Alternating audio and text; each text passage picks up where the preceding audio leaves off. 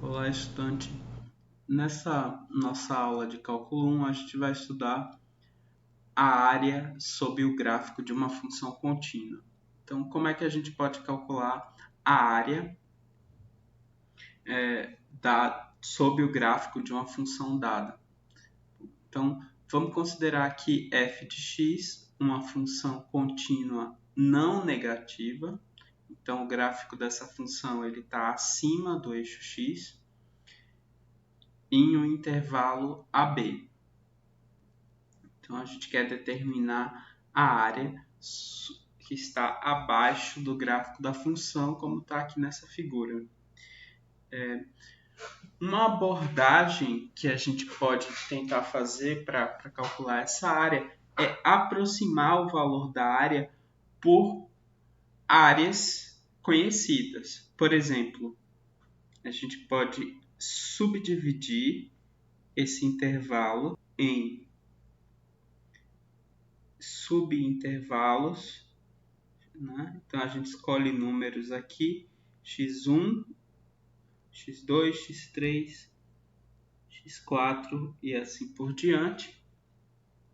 E aí, sobre esses subintervalos, a gente constrói retângulos aqui.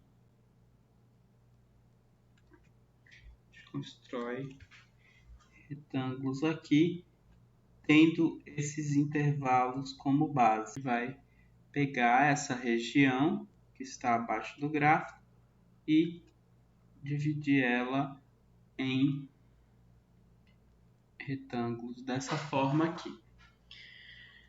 Bom, calcular a área desses retângulos, como eu desenhei, é relativamente simples. Então, por exemplo, esse primeiro retângulo aqui, ele começa no nosso x1, que é o A, a base dele, e vai até o x2. Então, a base dele tem comprimento x1, x2 menos x1.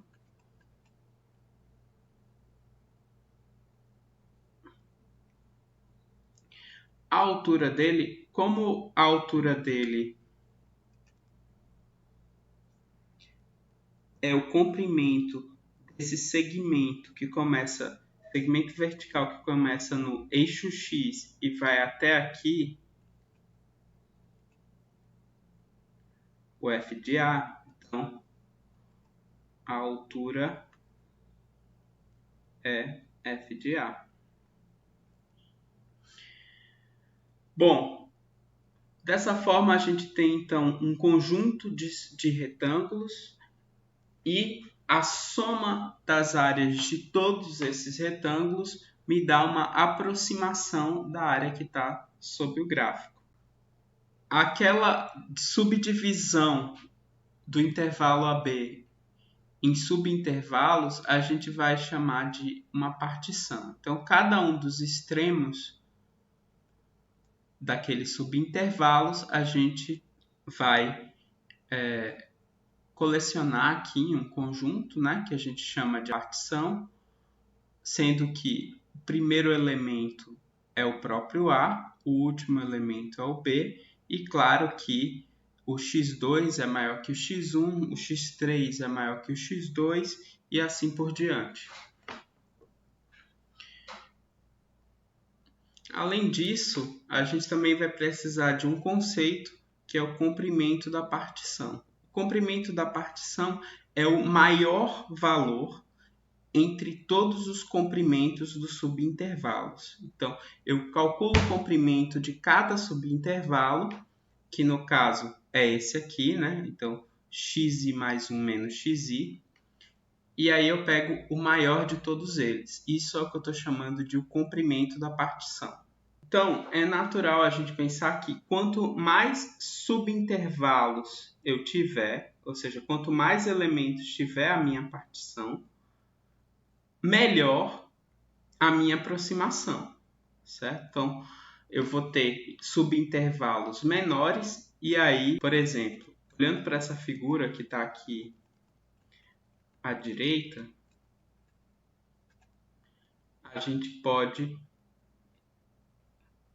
pegar essa partição original e acrescentar mais pontos a ela. A área que está sobrando aqui, ela vai ficar cada vez menor. Então, esse pedacinho azul que fica sobrando, ele vai diminuir.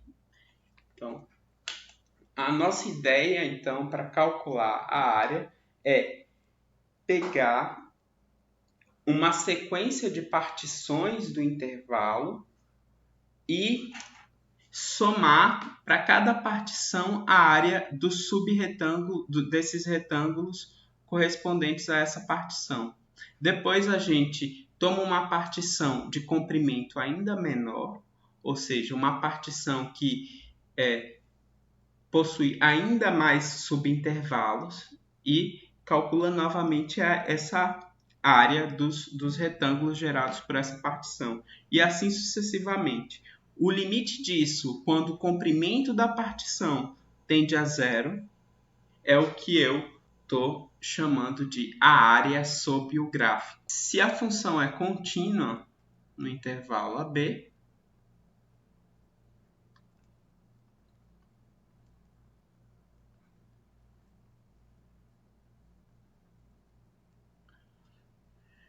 em AB,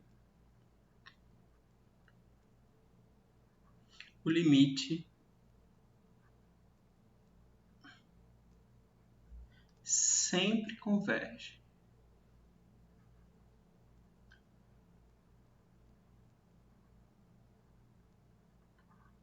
Ou seja, desde que eu esteja falando de uma função contínua nesse intervalo AB, o limite que dá a definição aqui da área sempre vai existir. 2. Bom, é claro que esse limite, né, o resultado desse limite vai ser um número não negativo. Isso por quê? Porque em cada etapa, quando eu vou fazendo as aproximações, eu estou tomando a soma de áreas de retângulos. Então, essa soma de áreas de retângulos é sempre um número não negativo, então o resultado do limite também vai ser não negativo. E é claro, se a gente está falando de área, a gente espera que o valor seja não negativo. 3. Esse limite não depende da escolha particular que eu faça para as minhas partições, para a minha partição. Eu posso fazer a escolha das minhas partições de modo que em uma mesma partição os subintervalos tenham todos o mesmo comprimento.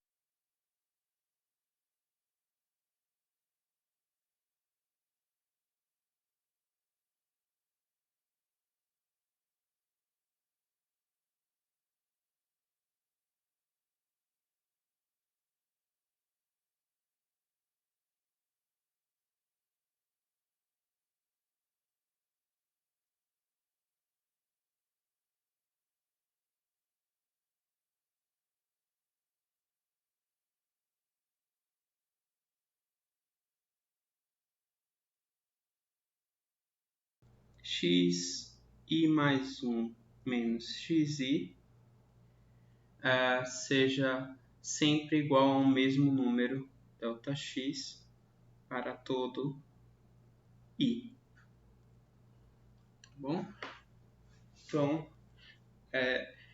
esse item 1 e o item 3, eles são afirmações que, na verdade, fazem parte de um teorema que a gente não vai demonstrar aqui no curso, tá bom?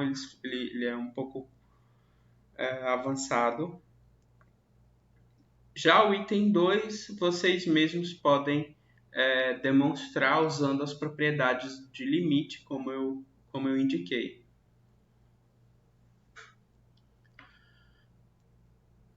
Bom, então vamos fazer um exemplo simples aqui. A área sob o gráfico da função constante f de x igual a 1 no intervalo 0, 1.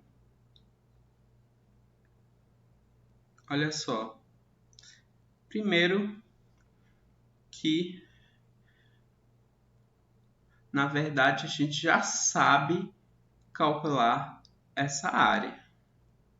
Tá bom? Então, por quê? Porque a função constante, o gráfico dela no intervalo 0,1 é um segmento horizontal de altura aqui 1, né? Então, essa área, na verdade, é a área de um retângulo, seria base vezes altura. Então, a gente já sabe que o valor é 1. O interessante desse exemplo é porque, na verdade, ele serve para a gente verificar que essa nossa definição de área, da forma como a gente fez aqui, por meio de um limite, ela coincide com a nossa noção anterior de área que a gente já conhecia aí desde o ensino básico, né? Então, vamos lá. Vamos fazer esse exemplo simples. Então, seja P igual a x1 xn, uma partição qualquer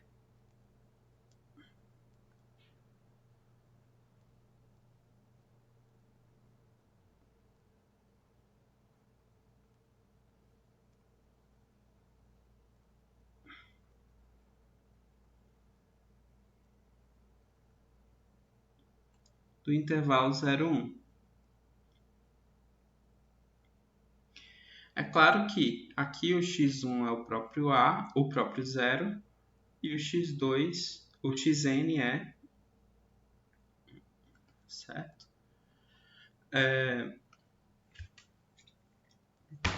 Olha só, a área, de acordo com o que a gente acabou de ver, é um limite de somatórios do tipo somatório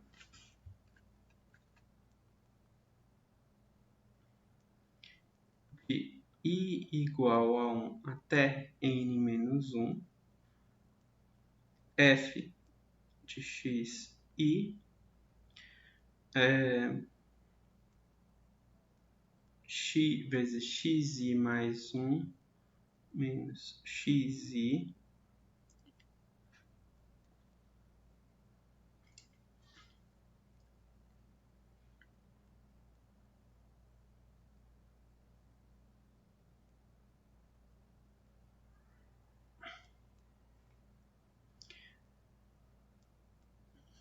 tá bom? Mas aqui a nossa f, ela é constante. Então, seja lá qual for o xi que eu estou falando, f de xi é 1. Então, esse somatório, na verdade, é o somatório de i igual a 1 até n menos 1 de x i mais 1 menos x i. Expandindo esse somatório, então, ele vai ficar assim. X2 menos x1 mais x3 menos x2 mais né? Mais xn menos xn menos 1, certo? E aí, olha só, aqui nesse somatório, o x1 só aparece nessa primeira parcela. Ele não aparece em nenhuma outra parcela. Mas o x2 ele aparece aqui na primeira parcela com sinal positivo e na segunda parcela o x2 aparece com sinal negativo. Então ele cancela. O x3 aparece aqui na segunda parcela com o sinal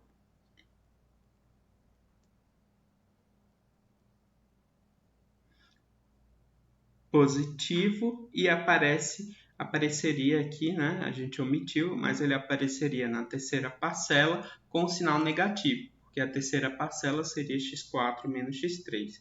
E assim por diante. Então, da mesma forma, o xn menos 1 vai aparecer aí numa parcela, na penúltima parcela, vai aparecer xn-1 menos xn-2. Então, o xn-1 aqui cancelaria também. Então, todos os termos intermediários dessa soma, né, o x2, x3 até xn-1, eles vão se cancelar, de modo que a gente vai ficar simplesmente com xn menos x1. Mas isso aqui é o quê? É 1 menos 0. Então, de fato, a gente vê que para qualquer partição que a gente toma, o valor desse somatório aqui, seja lá qual for a partição que a gente considere, o valor do somatório vai ser sempre 1. Então, o limite